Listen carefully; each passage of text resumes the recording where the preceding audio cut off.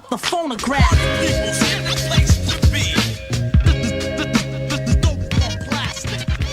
Hola, en este video, que espero no se haga muy largo, vamos a tratar de implementar una versión muy básica del protocolo WebSocket en puro Python, es decir, solo utilizando la librería estándar. El documento que define el protocolo es el RFC 6455. Ahí voy a dejar el link en la descripción del video. El objetivo va a ser el siguiente. El protocolo define tanto una parte cliente como una parte servidor. Nosotros vamos a implementar lo del servidor. Y para el cliente usaremos Chrome. Es decir, vamos a usar el API de WebSockets con JavaScript y todo eso que viene con Chrome. Y para probarlo simplemente haremos un broadcast de los mensajes que recibe el servidor. ¿Qué es un broadcast? Suena como comida, pero no. Cuando el servidor recibe un mensaje, se lo enviará a todas las demás conexiones que tiene activas en ese momento. Nada más. La mecánica va a ser la siguiente. Voy a ir leyendo el documento y voy a ir programando poco a poco. No voy a cubrir todo, solo lo más importante, para dar una idea general. Pero ya depende de cada uno si quiere ahondar más allá. De todas formas, todo el código lo dejaré en GitHub. Ahora, para nada esta es la única manera ni la más eficiente de implementarlo, solo se trata de dar una idea general. Es importante haber visto antes programación con sockets y algo de WebSockets para tener una mejor idea. De todas formas, intentaré explicar todos los detalles que pueda. Bueno, empecemos. Este es el documento que define el protocolo WebSocket. Tiene unas 69 páginas. Pero vamos a cubrir solamente algunas secciones, como mencioné antes. Empecemos dando una revisión a la introducción para tener una visión global. Aquí en la sección Background básicamente explica cuál es el problema que el protocolo WebSocket viene a resolver, comparado con el protocolo HTTP, porque sí, ambos son protocolos independientes. Ahora, ¿qué es un protocolo?, te preguntarás. Pues básicamente es un conjunto de reglas que, seguidas por las partes involucradas, van a hacer posible un objetivo. En nuestro caso, poder comunicarse, porque estamos hablando de un protocolo de comunicación. Lo que queda claro es que el protocolo define unas reglas. En nuestro caso, este documento especifica lo que el cliente y el servidor esperan recibir y enviarán, el qué, el cuándo y el cómo interpretarlo para poder comunicarse de manera adecuada. Es decir, un protocolo no es una cosa, sino es más bien una forma. Implementar el protocolo entonces significa que tú como programador lo que tienes que hacer es programar esa forma siguiendo las reglas definidas. Sencillo. Volviendo entonces a la pregunta inicial, ¿cuál es el problema que el protocolo WebSocket viene a resolver? Principalmente, al menos el documento así lo especifica, es la comunicación bidireccional entre cliente y servidor. Es decir, que tanto el cliente como el servidor pueden enviarse mensajes en cualquier momento. Es decir, ya no solo el cliente tiene la iniciativa, sino también el servidor. Pero tiene otras dos ventajas que lo hace más eficiente.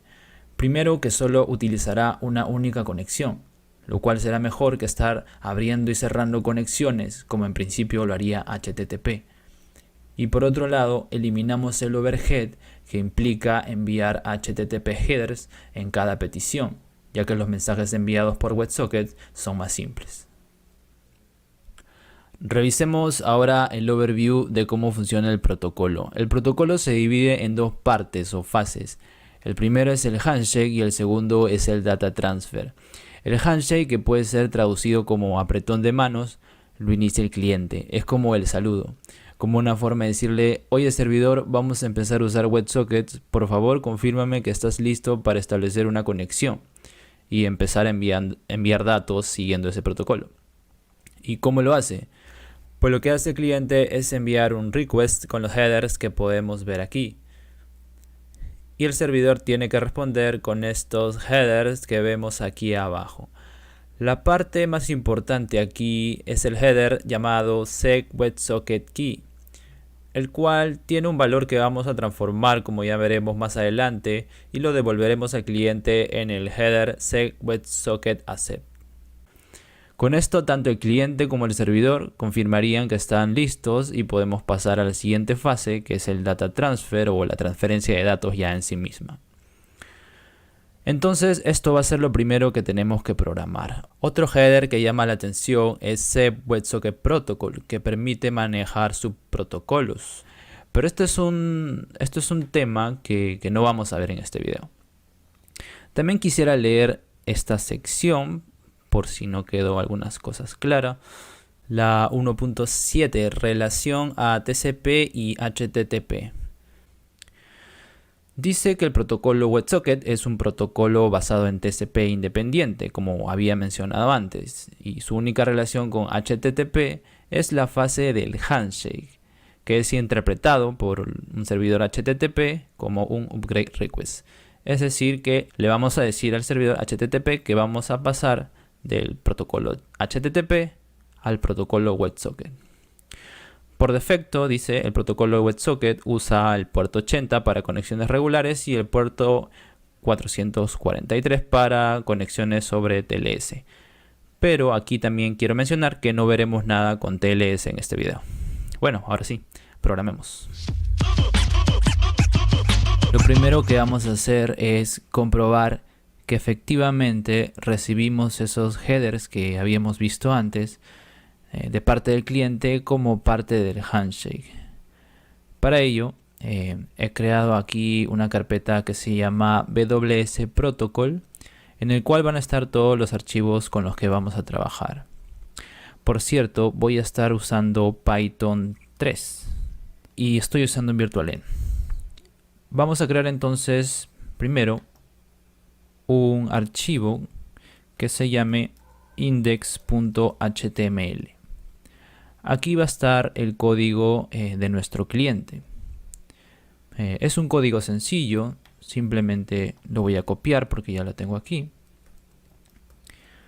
Básicamente hacemos una conexión con WebSocket y para cada evento imprimimos el resultado del evento en la consola del navegador. Para cuando se abre una conexión, para cuando se recibe un mensaje y para cuando se cierre la conexión. Ahora, esta conexión al servidor de WebSocket, nuestro servidor va a correr en el puerto 5000. Ese servidor es lo que vamos a programar. Pero este código, este index.html, lo vamos a servir con otro servidor. Para ello, Python 3 ya viene con un servidor que podemos utilizar para ese fin. Para ello escribimos python-m http.server. Lo que va a hacer entonces es servir nuestro archivo index.html en el puerto 8000. Vamos entonces a comprobar en el navegador. Actualizamos y vemos que está sirviendo nuestro archivo que no tiene nada. Pero podemos ver que ha tratado de hacer una conexión a esta dirección, que ahorita todavía no está activa porque no hemos programado un servidor que escuche en esa dirección y en ese puerto. Y eso es lo que vamos a hacer a continuación para verificar, como dije al inicio, que recibimos los headers correspondientes al handshake. Bien, ahora sí vamos a empezar a programar nuestro servidor. Para ello creamos un archivo que se llame server.py. Como mencioné, vamos a escuchar en el puerto 5000 en localhost. Lo primero que hacemos es importar el módulo socket y definimos un socket con socket.socket. Le decimos qué tipo de address family vamos a usar, en este caso IP versión 4, y qué tipo de protocolo vamos a usar para la conexión. Puede ser UDP, puede ser TCP. WebSocket está basado en TCP, así que le indicamos que vamos a usar TCP.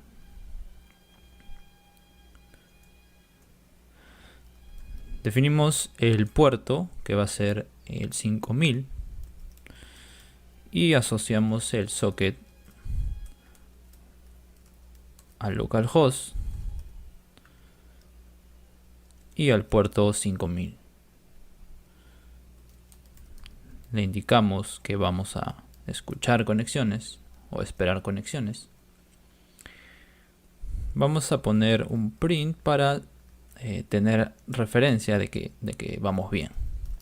Ponemos por ejemplo waiting connection at port y le ponemos aquí el puerto. Lo siguiente va a ser esperar esa conexión con socket.accept.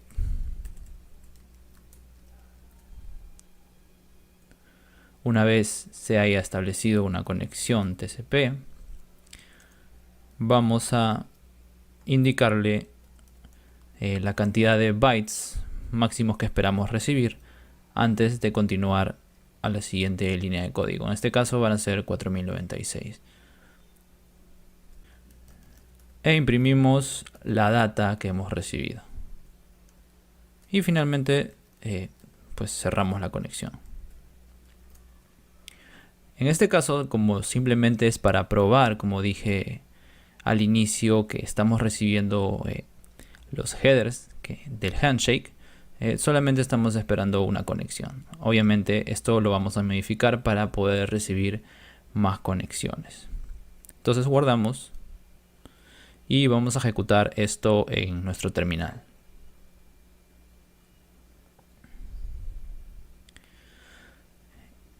He dividido el terminal en dos. Arriba está el servidor HTTP que está sirviendo nuestro index HTML. Y abajo es donde vamos a correr nuestro servidor de WebSocket, el que acabamos de escribir. Entonces lo ejecutamos con Python server.py. Y como vemos, estamos esperando una conexión en el puerto 5000. Así que ahora vamos al navegador para ejecutar nuestro index HTML de nuevo, que va a intentar conectarse a nuestro servidor que acabamos de programar y le enviará los datos del handshake. Actualizamos y verificamos que efectivamente hemos recibido todos estos headers. Vamos a copiarlo en Sublime para poder verlo mejor. Vamos a eliminar algunas partecitas que no nos interesan. Y como vemos, es bastante parecido a lo que habíamos visto en la documentación que define el protocolo WebSocket. Aquí tenemos la parte importante, que es el setWebSocketKey, que es lo que vamos a transformar y devolvérselo al cliente para indicar que la conexión se ha establecido de manera correcta. Por cierto, dado que estamos usando un servidor separado para WebSocket y otro para HTTP, no vamos a hacer uso de los headers connection ni upgrade, que son los que utilizaríamos para decirle al servidor que vamos a hacer el cambio de protocolo de HTTP a WebSocket. Así que solamente vamos a usar el header setWebSocketKey. Lo que vamos a hacer ahora es poner todo nuestro código del servidor en una clase y vamos a darle la posibilidad de manejar múltiples conexiones. Para ello vamos a hacer uso de threads. Ahora, usar threads no es lo más eficiente para manejar conexiones por el tema del GIL, pero vamos a tratar de mantener las cosas simples para nuestro propósito, que es explicar simplemente el protocolo WebSocket. Podríamos usar un event loop, ya que estamos usando Python 3, podríamos hacer uso de la librería async.io, pero tampoco es un tema que domine mucho, así que no vamos a hacer eso y simplemente vamos a usar threads. Yo ya tengo aquí el código, así que simplemente voy a copiarlo para no perder mucho tiempo. Bien, tenemos dos clases. La primera, que se llama WebSocket Server, que va a representar a nuestro servidor. Y la segunda, que se llama WebSocket, que va a representar a una conexión. Como podemos ver, WebSocket hereda de la clase Thread del módulo Threading, porque como habíamos dicho, vamos a usar threads para manejar las conexiones. Bien, en el constructor del WebSocket Server vamos a inicializar primero un socket, como habíamos hecho antes, y vamos a pasarle como parámetro la clase que va a representar a la conexión y la vamos a guardar en esta propiedad. Lo siguiente es que le vamos a definir un método run que va a recibir el puerto, que por defecto va a ser 5000. Seguimos como hicimos antes, asociamos a localhost al puerto y le decimos que vamos a esperar conexiones. La diferencia aquí es que vamos a poner lo demás dentro de un loop infinito, es decir, vamos a esperar conexiones infinitamente. Una vez que hemos aceptado una conexión, instanciamos la clase que representa nuestra conexión y le pasamos la conexión que hemos recibido, que ha retornado el accept. Ejecutamos esa instancia porque es un thread y para que pueda ser ejecutado tenemos que definirle un método run. Dentro de ese método run vamos a poner también un loop infinito que lo que va a hacer simplemente es recibir data y la vamos a imprimir como habíamos hecho antes. En estas dos últimas líneas simplemente instanciamos el servidor, le pasamos la clase que corresponde a las conexiones y corremos el servidor. Así que guardamos y básicamente debería ser lo mismo que habíamos hecho antes. Vamos a probar en la terminal. Ejecutamos python server.py y nos vamos al navegador para verificar que efectivamente sucede lo mismo de antes. Actualizamos el navegador y podemos ver que imprime en el terminal los headers que corresponden al handshake como habíamos visto antes. Una vez que ya hemos recibido los headers que corresponden al handshake de parte del cliente, lo siguiente que vamos a hacer es extraer el valor del header sec_websocket_key, que sería más o menos algo como esto. Luego ese valor lo vamos a transformar, digamos, y se lo vamos a devolver al cliente. Ahora, ¿qué tipo de transformaciones le vamos a hacer? Como indica el documento, lo primero que vamos a hacer es concatenarlo con este valor como un string. Luego el resultado de esa concatenación lo vamos a cifrar con SHA-1.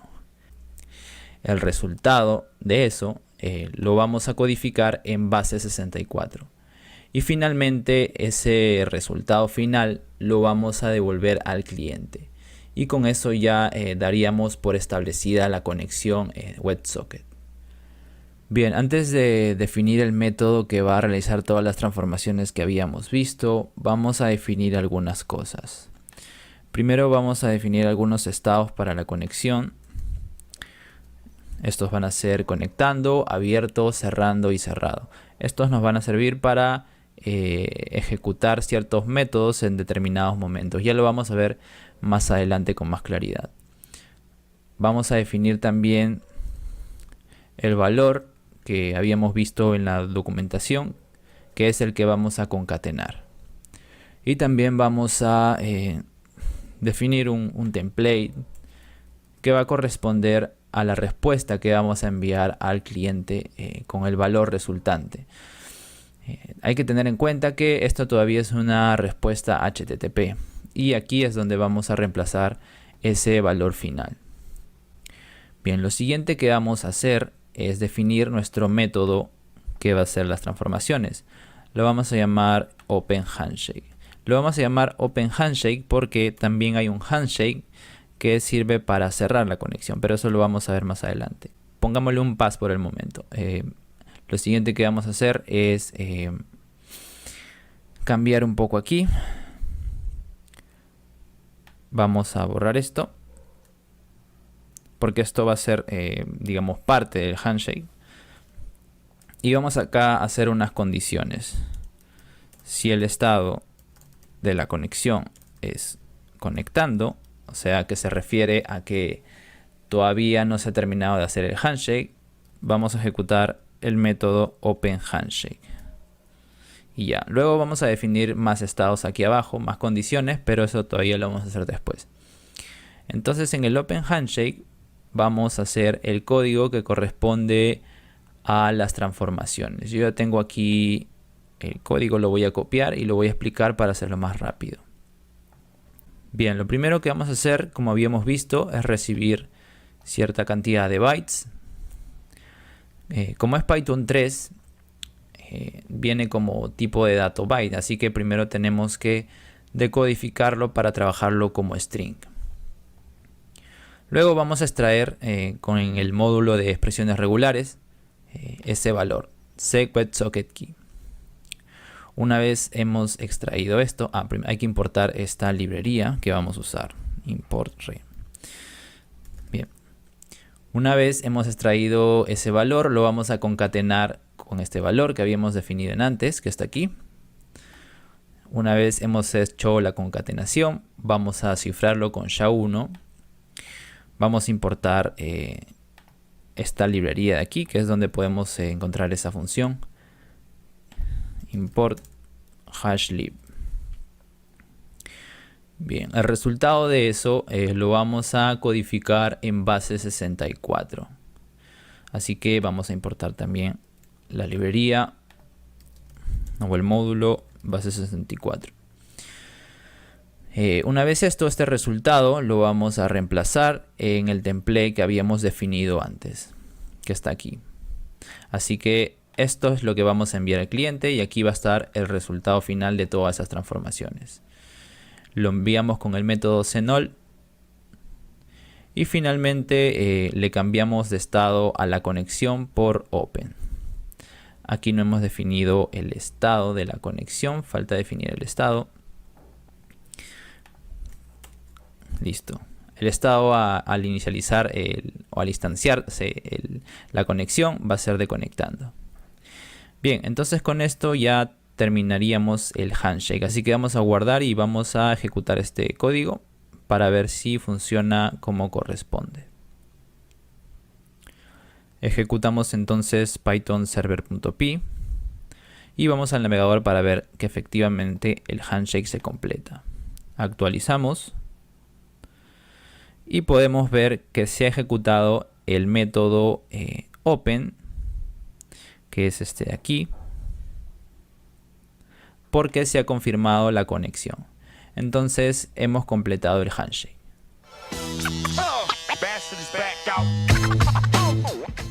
Ahora que ya hemos terminado el handshake, vamos a pasar a la parte del data transfer.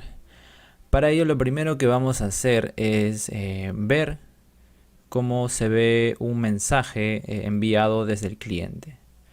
Así que lo que vamos a hacer es simplemente recibirlo e imprimirlo en el terminal. Para ello, primero en el método run, en este loop, vamos a definir otra condición para el estado open, que es cuando ya se estableció la conexión. Cuando ya se ha establecido la conexión, o sea, después de haber terminado el handshake, acuérdense que habíamos puesto esta línea de código, entonces va a volver y va a ejecutar un método que vamos a llamar data transfer. Entonces definimos el método aquí, data transfer,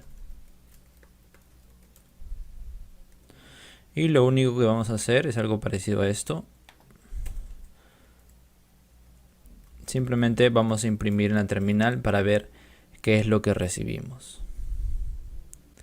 Aquí en el index.html yo había asociado el WebSocket a Windows de tal manera que pueda ejecutar código en el terminal de manera más sencilla con el WebSocket. Y así vamos a enviar el mensaje. Así que vamos al navegador. Primero hay que correr el servidor. Listo.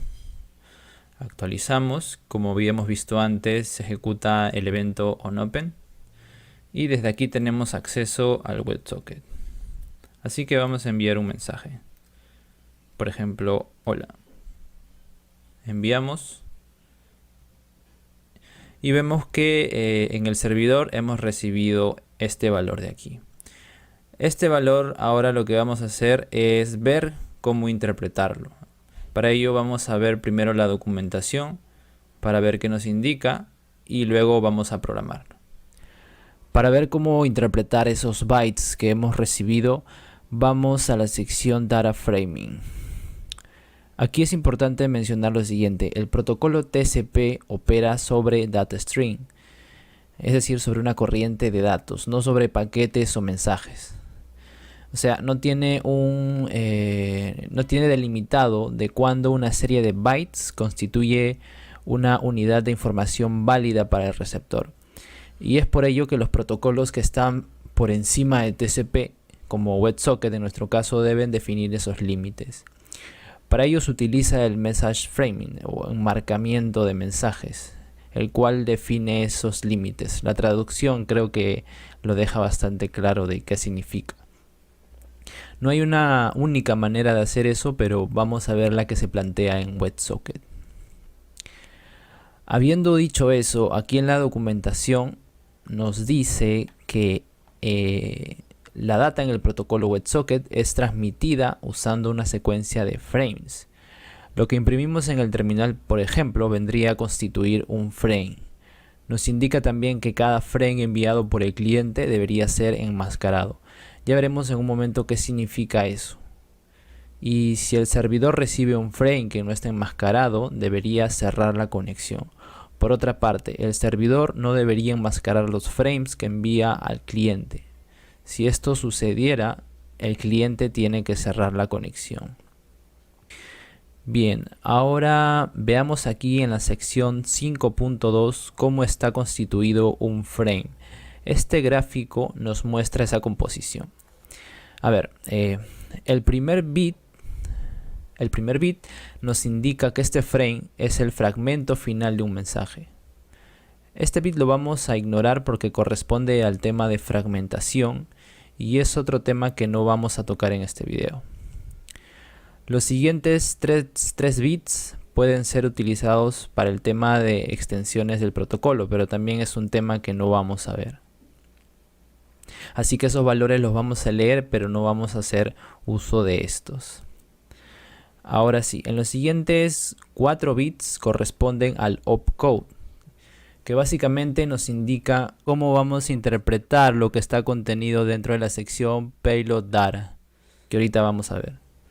Aquí podemos hacer una división de dos tipos: los que corresponden a mensajes, como por ejemplo cuando enviamos un hola, y los que corresponden a mensajes simplemente de control, como el de cerrar una conexión.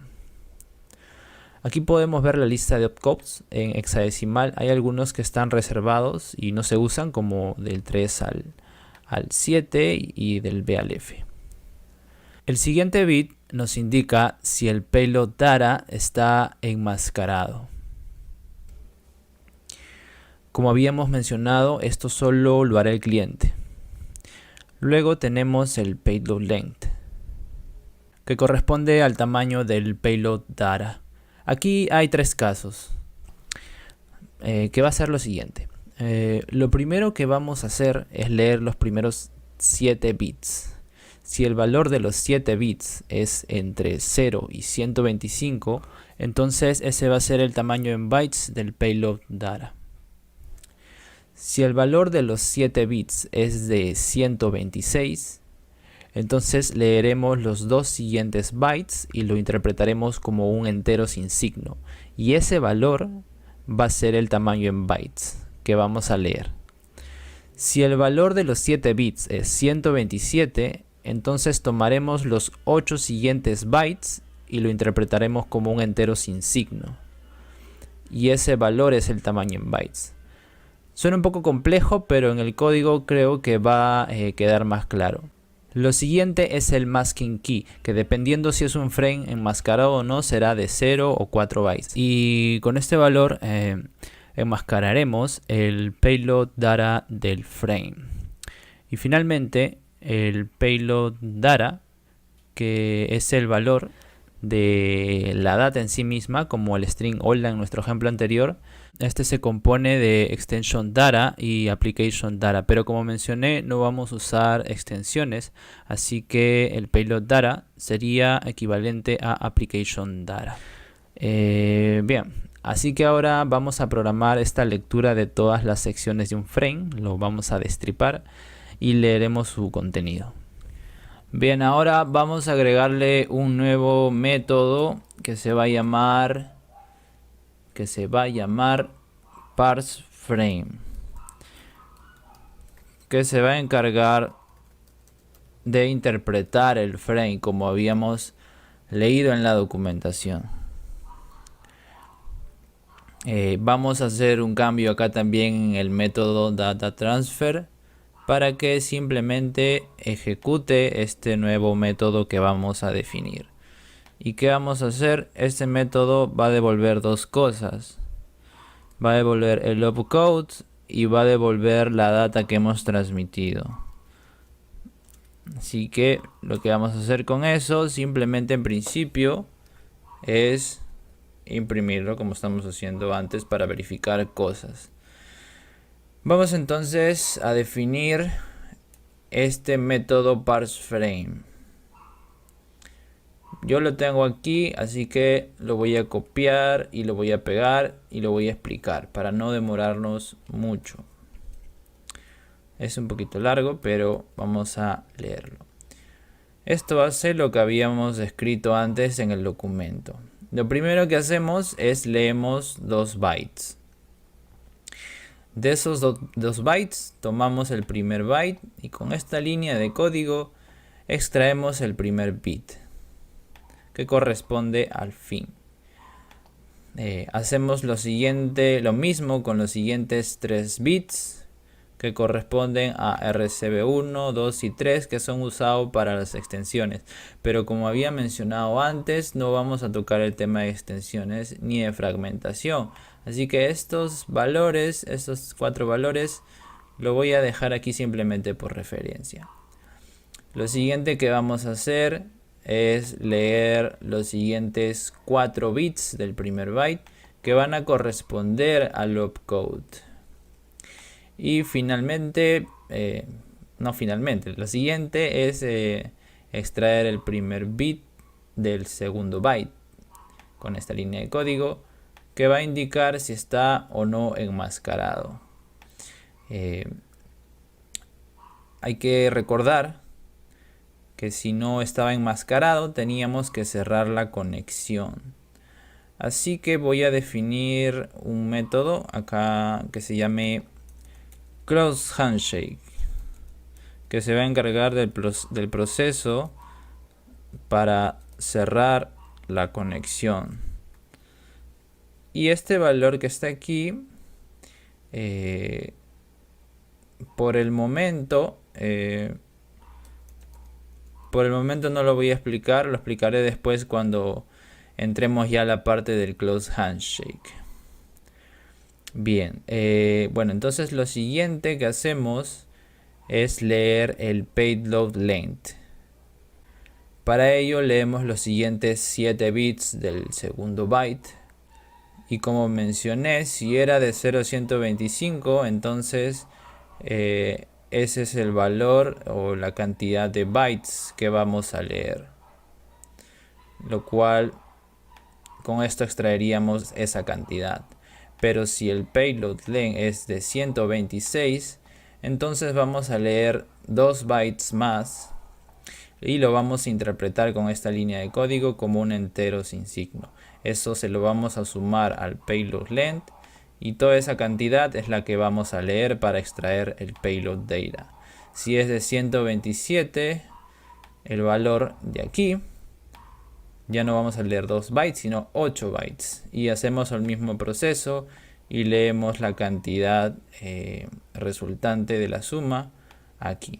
Luego extraemos los siguientes 4 bytes que van a corresponder al masking key, que nos va a servir para desenmascarar el payload data que ha venido enmascarado desde el cliente.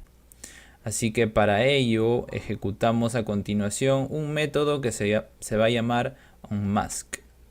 A este le vamos a pasar el payload data enmascarado y el masking key. Y este se va a encargar de retornar el payload data para poder leerlo normalmente, es decir, desenmascarado. Así que este método, como dije, va a retornar el opcode y el payload data, y eso simplemente lo vamos a imprimir. Así que nos falta definir el método mask. Lo vamos a definir aquí abajo. Def mask, que va a recibir la data y el key. Ahora, ¿qué va a contener este método? Bueno, vamos a leer la documentación y luego vamos a seguir para implementar este método. En la documentación nos va a indicar cómo tenemos que desenmascarar el payload data con el masking key.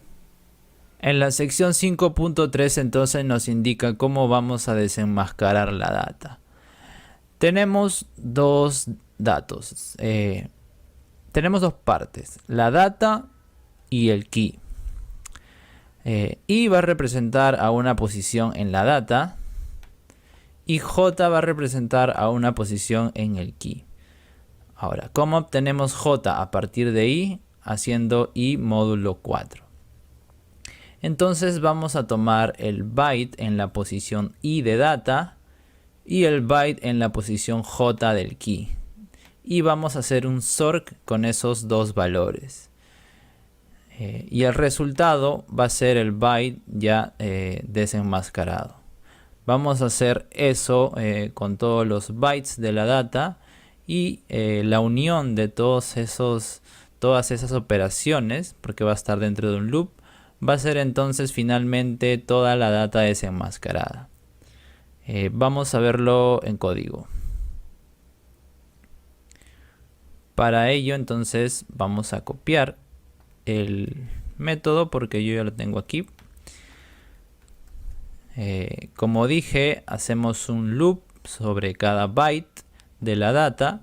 Obtenemos el valor de J, que va a ser el valor de la posición en el key, y hacemos un sort de ambos valores, lo cual nos va a dar como resultado el byte desenmascarado que vamos a almacenar en este array, el cual vamos a devolver un byte array. Así que vamos a obtener como resultado un tipo de dato byte array. Y eso es simplemente lo que va a constituir el payload data. Y eso es lo que vamos a imprimir en el terminal. Así que vamos a comprobar que todo esté funcionando bien. Vamos a correr nuestro servidor en el terminal. Ejecutamos python server.py, no hay un error de código al parecer. Vamos al navegador, actualizamos, se realizó el handshake de manera correcta y vamos a enviar un mensaje como habíamos hecho antes. Vamos a enviar el hola, enviamos y podemos ver que hemos impreso en el terminal el opcode 1, que corresponde a tipo de dato, si no recuerdo mal, vamos a verificar, que es un tipo de dato texto. Y hemos impreso también el valor ya desenmascarado del payload data, que es hola. Antes de continuar con la siguiente parte, quiero hacer una pequeña corrección aquí en el parse frame, en la parte del payload length. En esta partecita no era la suma, sino simplemente vamos a leer el valor que representa el entero sin signo, ya sea de 2 bytes o de 8 bytes. Y lo leemos. Leemos esa cantidad de bytes para obtener el payload data. Ya vimos la parte del handshake y la parte del data framing. Así que lo que vamos a hacer ahora es un eco. Hemos recibido hasta el momento un mensaje y ahora vamos a devolvérselo al cliente. Para hacer eso necesitamos hacer ahora el proceso contrario. En lugar de interpretar un frame, vamos a construir un frame. Así que para ello vamos a definir primero un método que se llame build frame.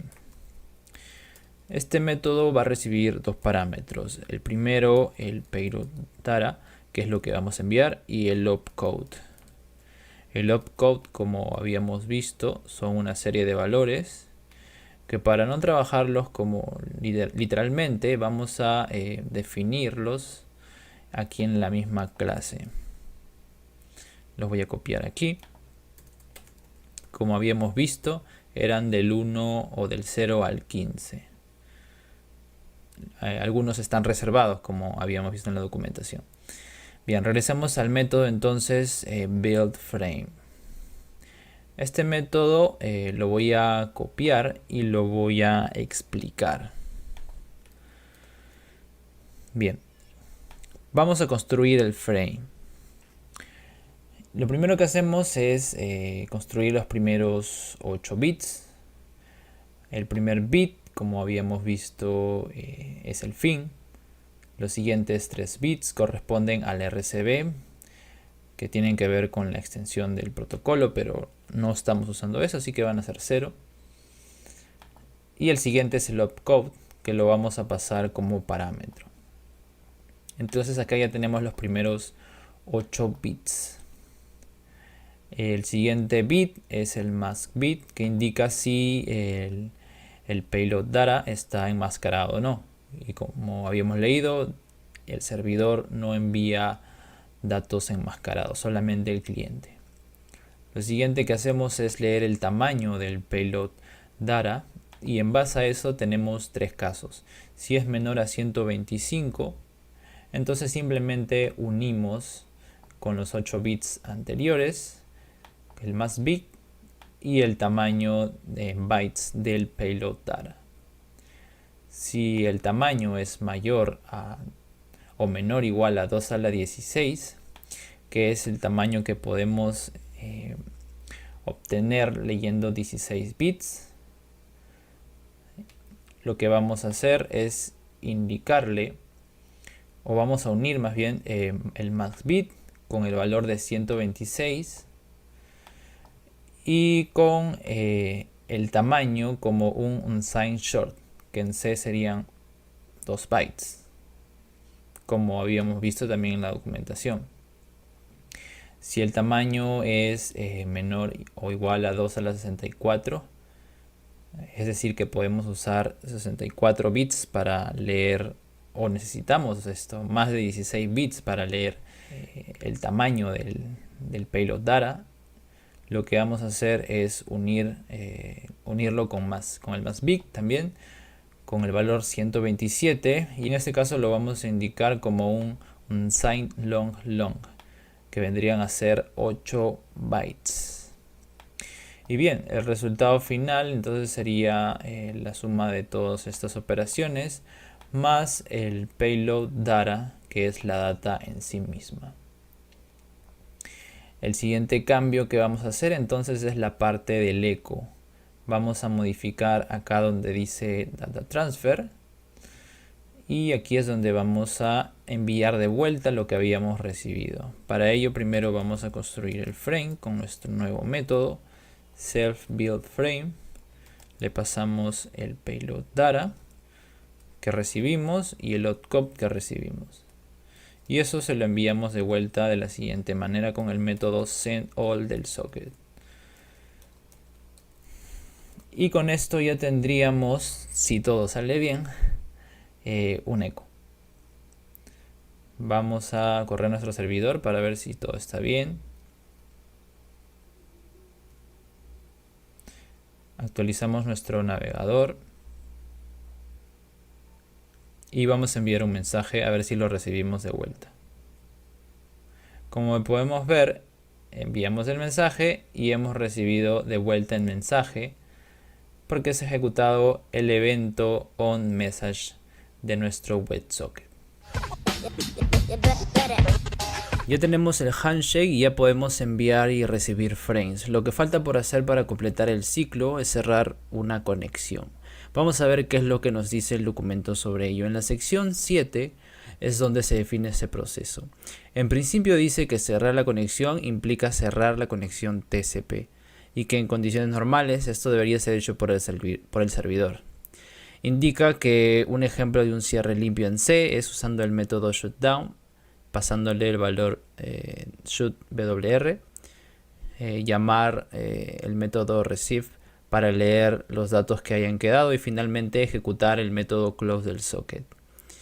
Como el API de Python en socket es idéntica a la de C casi, vamos a encontrar esos mismos métodos, así que vamos a definir ese método en nuestro código. Yo ya lo tengo aquí, simplemente lo voy a copiar. Como dije, ejecutamos el método shutdown del socket. Deberíamos leer también los bytes restantes con el método receive, pero eso lo voy a ignorar por el momento. Y vamos a cerrar finalmente la conexión. Y vamos a pasar nuestra conexión al estado de closed o cerrado. Bien, pero este método close no lo podemos ejecutar directamente. Primero debemos hacer un closing handshake. ¿En qué va a consistir? En la documentación indica que tenemos que enviar un frame con un opcode que corresponde a close, que vendría a ser el 8. Y este debería recibir como respuesta también un frame parecido. Cuando alguna de las partes tiene ambos frames, entonces recién puede dar paso a cerrar la conexión. Así que esto es lo que vamos a programar a continuación. Antes de continuar con el close handshake, voy a hacer una modificación aquí en el método dataTransfer. Voy a definir unas condiciones para que basado en el opcode realicemos una determinada acción. Así que vamos a borrar esta parte del echo y esta parte del print. Y ponemos if opcode es igual a self.text. Aquí vamos a usar los valores que habíamos definido hace unos momentos. Por el momento vamos a pasar. Tenemos que hacer condiciones para cada tipo de opcode que vamos a recibir o que podemos recibir. Texto binario close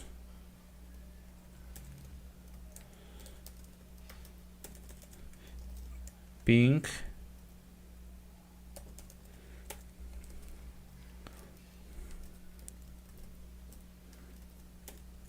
y pong. Listo. Y un caso para cuando no sea ninguno de estos. Para cuando no es ninguno de los que hemos definido, la documentación nos indica que debemos cerrar la conexión. Así que iniciamos un close handshake y le vamos a pasar un status code de 1002. Ya vamos a ver en un momento de qué se trata eso de los status code. Bien. También la documentación nos indica que cuando recibimos un frame con opcode close, pasamos a un estado de cerrando o closing. Así que eso es lo que vamos a hacer aquí.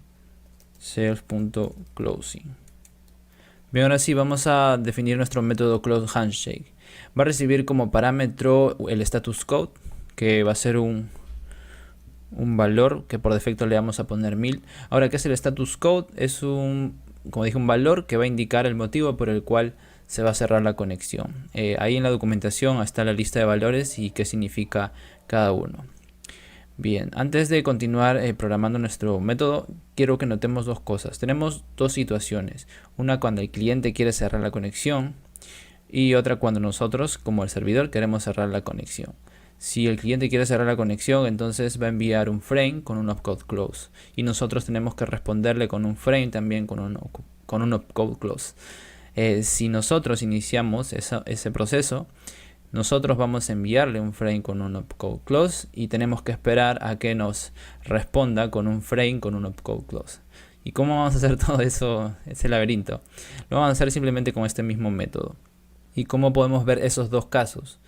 Bien, cuando el cliente quiere cerrar la conexión significa que hemos recibido un frame con un opcode close, en este caso de aquí. Así que vamos a ejecutar ese método self close handshake. Y la otra situación es cuando nosotros lo ejecutamos directamente. Así que aquí y aquí tenemos ambas situaciones. Voy a copiar el código de Close Handshake y lo voy a explicar.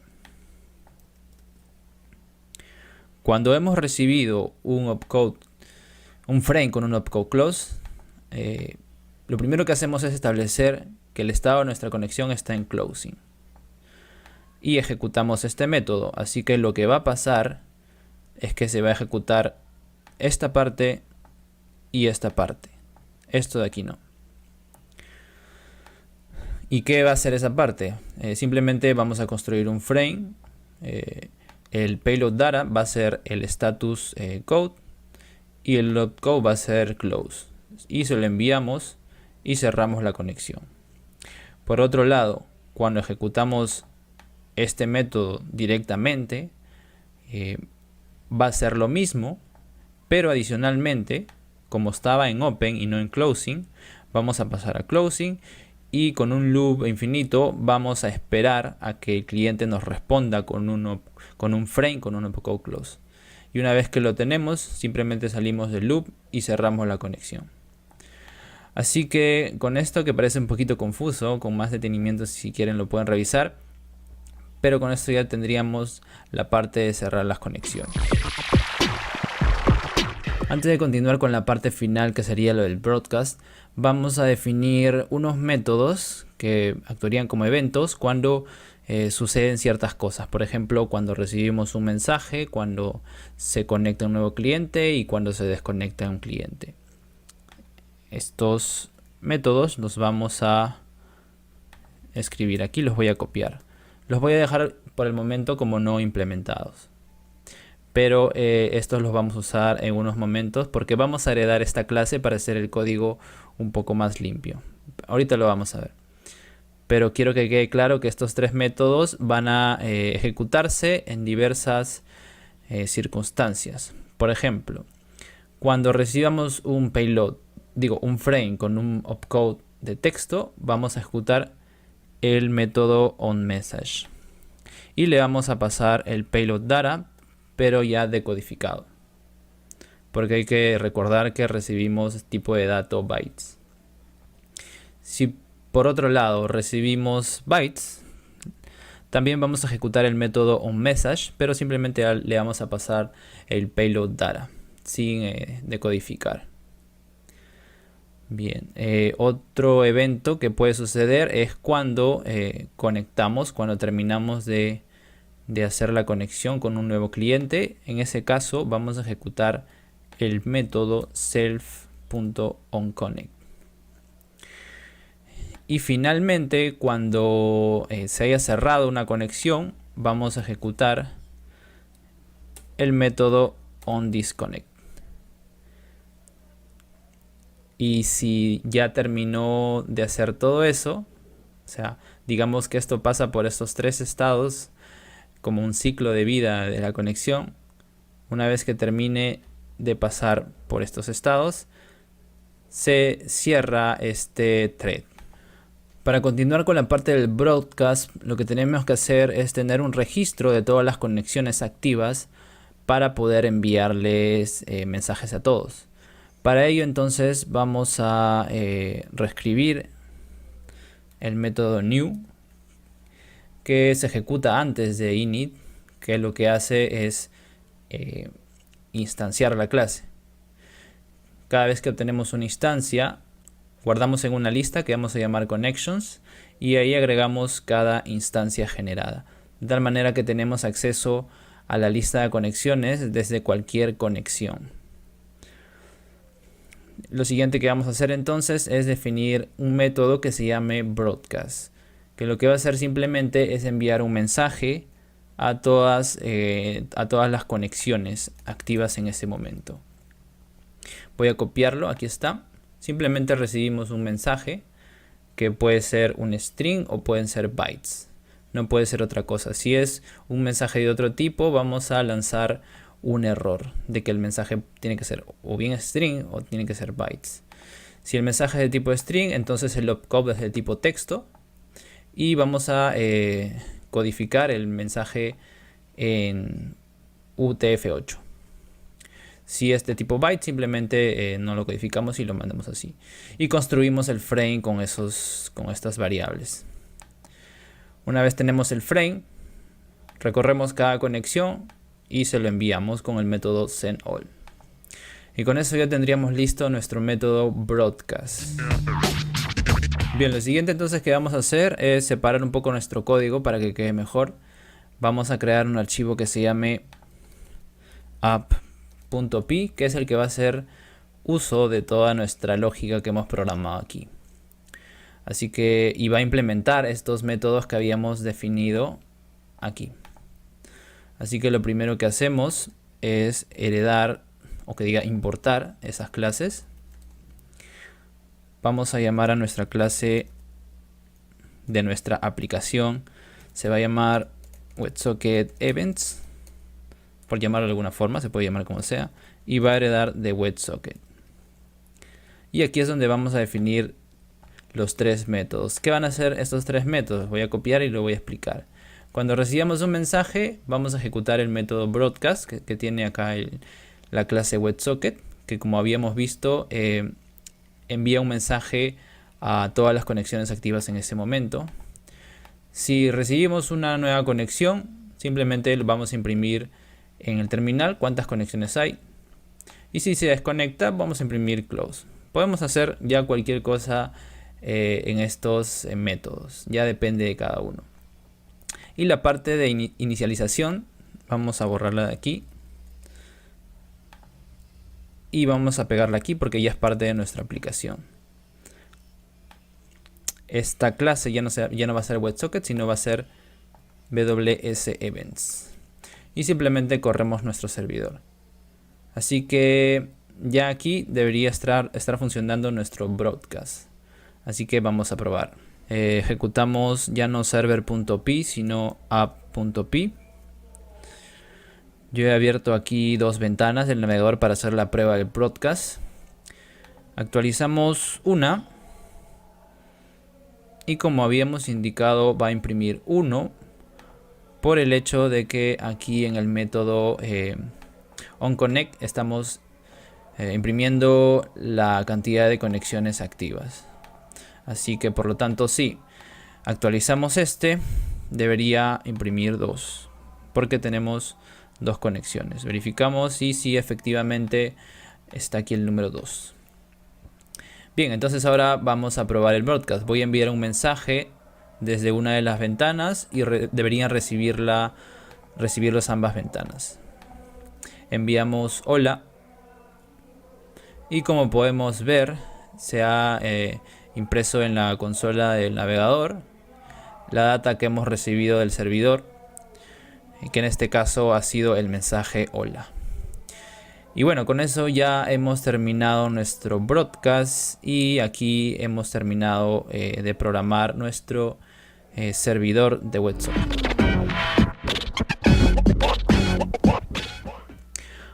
Bueno, aquí hemos llegado al final del video. Quiero mencionar por si acaso, aunque es obvio, que este código no está listo para ser usado en producción. Hay muchas cosas a considerar y completar en esta implementación. Igual estará todo en GitHub. Sé que quizás he pasado rápido explicando algunas líneas de código, pero eso es porque el funcionamiento de cada módulo que ha aparecido lo pueden investigar, no es nada complejo. Lo importante era transmitir la lógica que se intentaba implementar y no quería que el video tampoco demore demasiado. Espero que haya servido para tener al menos una idea de cómo funciona por dentro el protocolo WebSocket, pero más importante que eso, lo que quería transmitir es que siempre investiguemos un poco más allá sobre cómo funcionan las cosas, un poco más allá de la herramienta, para que no solo seamos usuarios, sino también seamos capaces de implementar nuevas soluciones que otros puedan usar a nivel de desarrollo. Bueno, eso es todo. Chao, hasta la próxima.